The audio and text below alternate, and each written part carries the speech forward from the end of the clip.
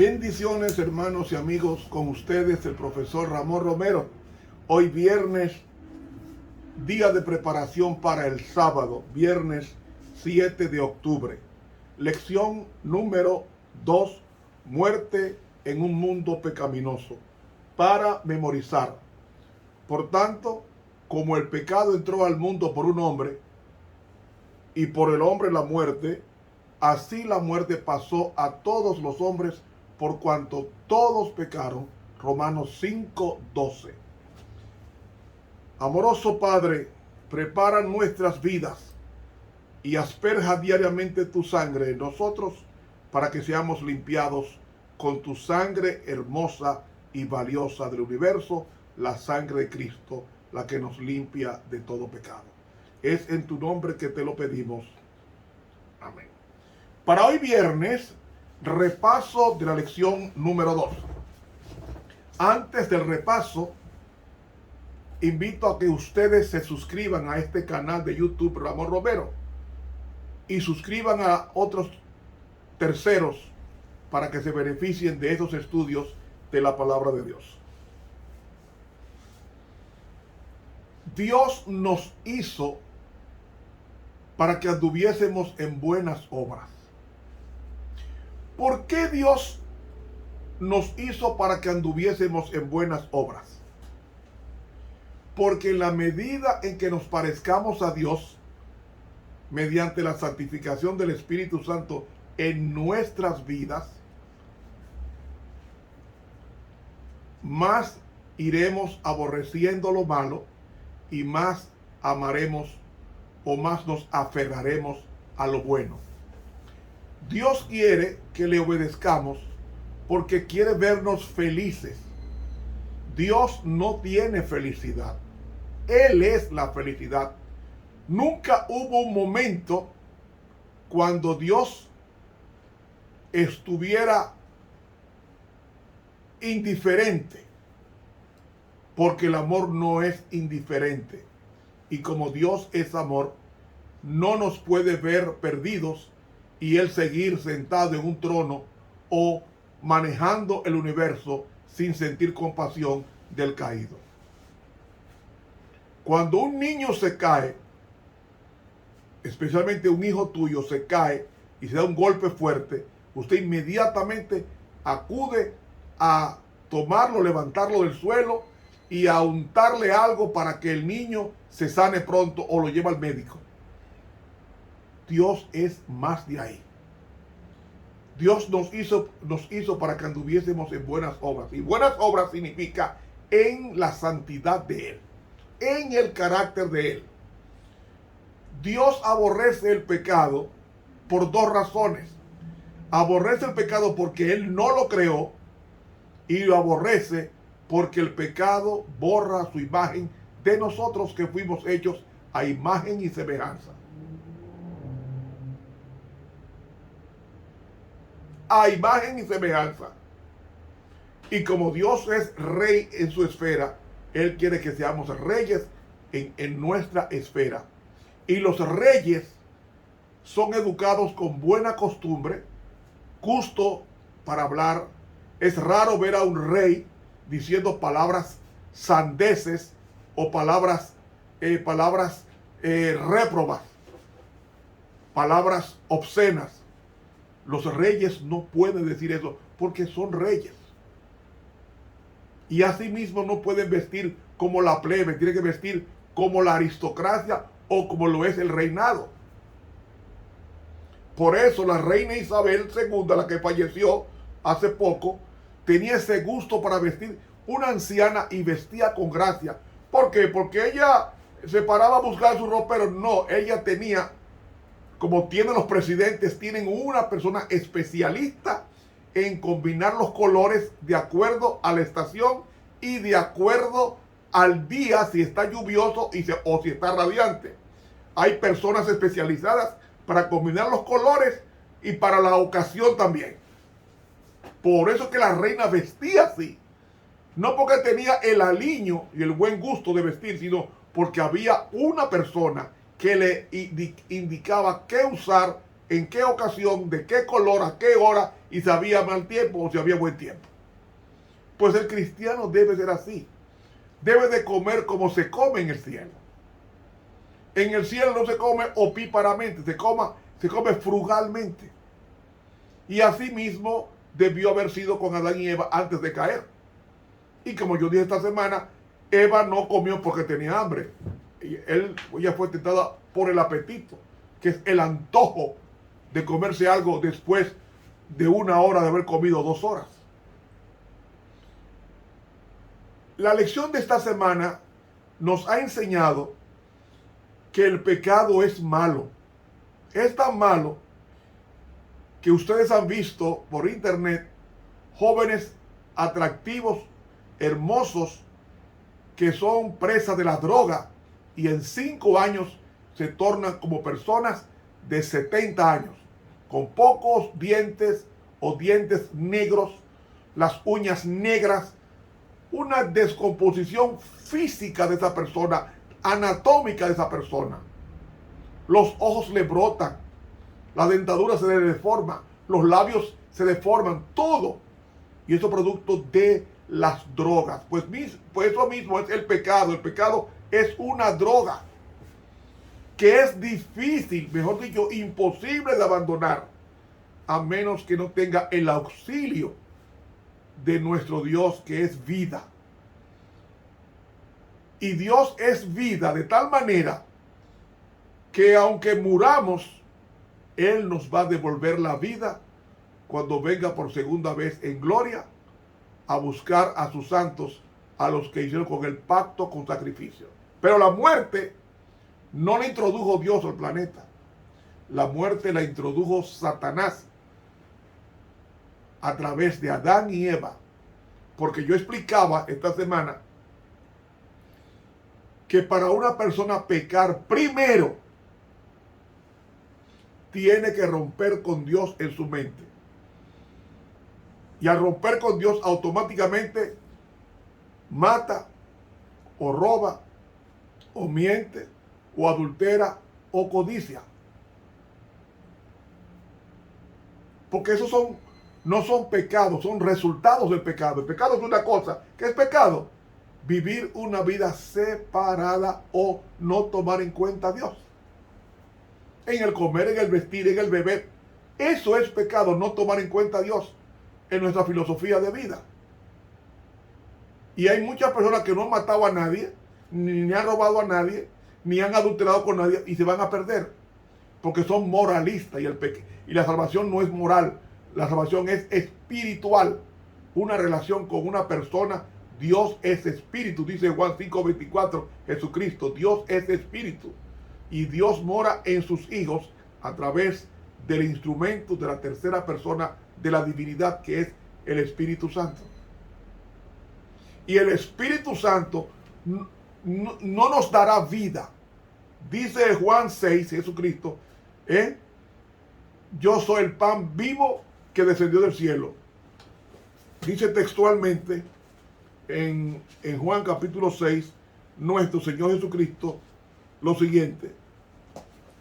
Versículo 54, el que come mi carne, y el verbo comer, la construcción la construcción gramatical de esa frase, el que come mi carne, realmente es un presente continuo. Debe ser el que come continuamente mi carne. ¿Y qué es la carne de Dios? Su esencia, su naturaleza, su santidad. El que come mi carne y bebe continuamente en él, está en presente indicativo, tiene vida eterna. ¿Qué es comer la carne y beber la sangre de Cristo? Es aceptarlo como mi salvador personal. Y al aceptarlo ya yo tengo vida eterna, porque la vida eterna no es una condición física, la vida eterna es una persona. Porque en él estaba la vida y la vida era la luz de los hombres. Cristo es la vida. Como Cristo es la vida, toda aquella persona que tiene a Cristo, aunque esté muerto, volverá a vivir. La muerte no tiene poder sobre los hijos de Dios convertidos a Él. Y usted va a decir, pero ¿por qué Dios, por qué el apóstol Pablo, cuando Nerón lo decapitó, su cuerpo se descompuso? Y cuando Nerón crucificó a Pedro, boca abajo, Pedro, su cuerpo se aguzanó. ¿Por qué si eran hombres cerca de Dios, que vivían cerca de Dios, por qué Dios permitió que sus cuerpos se corrompieran, se aguzanaran, hedieran? Porque tiene que haber un trato diferente para el cristiano auténtico al impío. No. Lo que pasa es que Dios permite que el cuerpo de un cristiano, cuando muera, se descomponga igual que el impío, porque ese cuerpo es terrenal. 1 Corintios 15, que este cuerpo yo tengo es terrenal. Y el cuerpo que Cristo nos va a dar cuando venga en gloria, por segunda vez, nos va a dar un cuerpo espiritual. ¿Qué significa espiritual? Un ejemplo, Cristo resucitó de carne y hueso, pero Cristo era espiritual. No era espíritu, sino espiritual. ¿Qué significa espiritual? Inclinado al Espíritu Santo. Inclinado a las cosas espirituales. Eso es un hombre espiritual. Es aquel que siendo de carne y huesos, su inclinación es buscar a Dios y hablar con Dios. Eso se llama hombre espiritual. Entonces, cuando Cristo resucita con una mente espiritual, pero con un cuerpo de carne y hueso, porque dice Juan 20 que le dijo a Tomás, tócame. Y Juan lo tocó. Y dice la Biblia, dice vino Jesús, las puertas estaban cerradas, digo, pasa a vosotros. Luego dice a Tomás, pon tu dedo aquí y ve mis manos y alarga acá tu mano y ponla en mi costado y no seas incrédulo, sino fiel.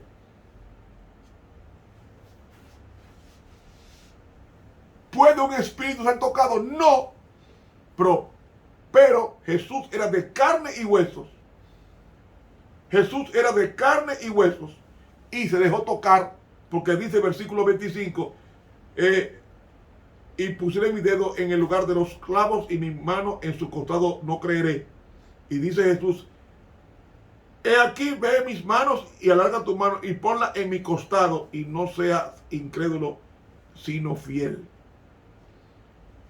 Cristo era de carne y hueso, pero tenía una mente espiritual. Pues eso es lo que hace la vida. Cristo nos da una vida espiritual en la mente, aunque yo siga con el cuerpo inclinado al dolor, a la enfermedad y esa retahíla de pasivos que produce el pecado.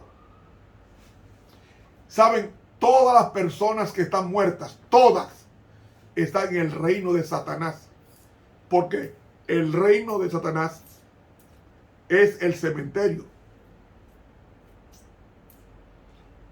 Pero esos cuerpos que están ahí, cuando Cristo los llame, van a resucitar con un cuerpo nuevo. Los que hicieron el bien estarán con un cuerpo de gloria, el mismo cuerpo que sacó Jesús de la tumba. Pero los impíos van a resucitar con sus cuerpos, con los defectos con que descendieron en sus respectivas tumbas. El que murió ciego se resucitará ciego. El que murió cojo resucitará cojo. Pero el cristiano que murió cojo y que murió ciego, cuando Cristo venga, Cristo le va a dar un cuerpo nuevo y de gloria, mejor que el de Adán. Lleno de vigor, de juventud, de virilidad, de poder. Amigo, la muerte va a ser destruida. Va a ser destruida y va a ser destruida con un cántico. El apóstol Pablo, la primera carta a los Corintios, el capítulo 15, el versículo 56,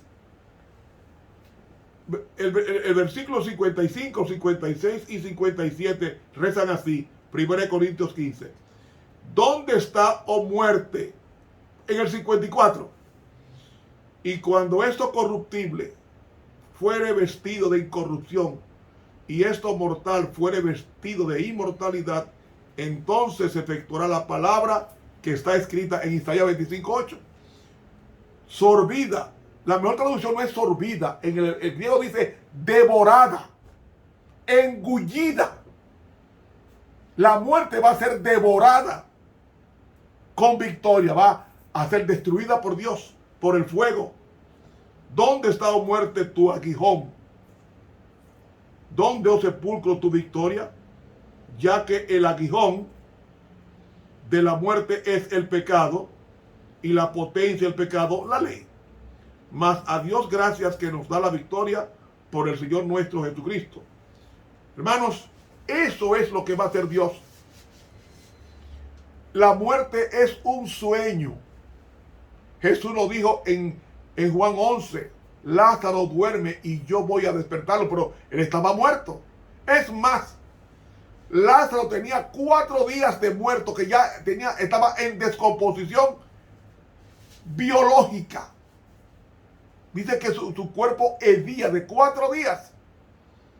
Y Cristo dijo: Lázaro, frente a su tumba, sal fuera. Y yo no sé cómo es que una persona amarrada de pie a cabeza con un lienzo blanco amarrado fuertemente, esa persona, ella misma con las manos atadas, los pies atados, los ojos vendados sin ver nada, en ese sudario, de repente comienza a caminar. ¿Por qué camina? Por 2 razones. Dios lo llamó por su nombre y la atadura de la muerte no lo detuvo, porque había dado la orden en Cristo de que volviera a la vida. Porque él había dicho minutos antes a su hermana: yo soy la resurrección y la vida. El que cree en mí, aunque esté muerto, vivirá. Y como dice ahí, la condición griega da a entender, ciertamente, seguramente va a vivir.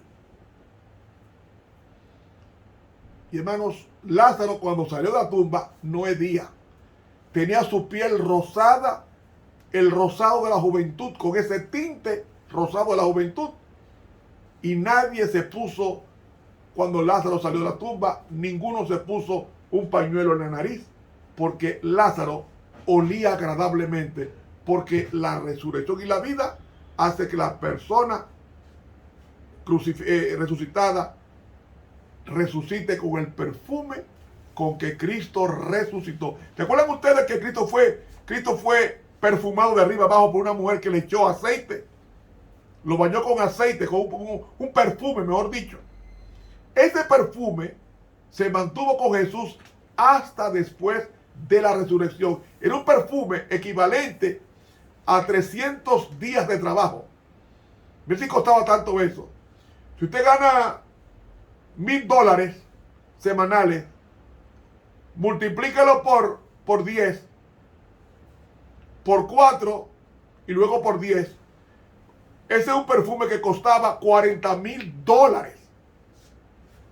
Fíjense, es un perfume tan bueno que costaba $40,000.